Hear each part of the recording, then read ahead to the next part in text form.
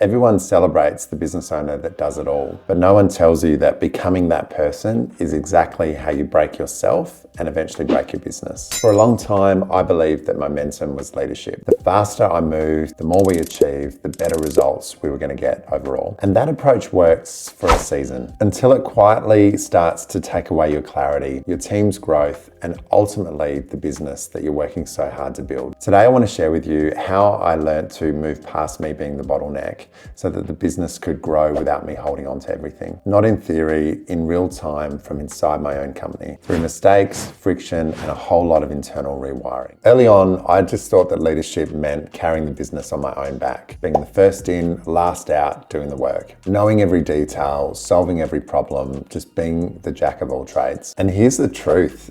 I liked it. I felt like I had impact, like I meant something and I had a real purpose. It felt like value, it felt like control. But what I was calling commitment was actually dependence. My dependence on being needed, the dependence on me from the business in order to function. That's not leadership, that's fragility disguised as strength. And here's the thing, right? It didn't happen in a dramatic moment. It was decision fatigue. The team waiting on me to come up with a solution to problems. Me being across everything, but deeply connected to nothing really. The business's growth was stalling and I wasn't growing within it. And here's the thing, right? A business's growth will never outpace its leader. It strains, and I started to feel it emotionally before I felt it logically. Frustration, pressure, and that feeling of carrying, not leading. And if you felt that, you know exactly what I mean. And one day it hit me, I needed to ask a better question. Not how do I push harder, because I didn't have anything left. I was giving it everything. But how do I push my business's systems to support growth that doesn't rely on me being the core driver of it? How do I build a business that can grow without exhausting me? That question changed everything. It forced me to build better systems instead of memories, delegate decisions, not just tasks, holding standards instead of holding onto everything, coaching instead of controlling my team, and slowing down enough to think so that I could get better outcomes out of others. It wasn't just a tactical shift, it's an identity shift, and you have to go through it if you want to build a great business. To scale a business, you can't remain the hero. At some point, you've got to make the decision to become the leader who builds other heroes in your organization. And I believe that you need to let go of three things for this to work. The need to always be right, the need to be involved in everything,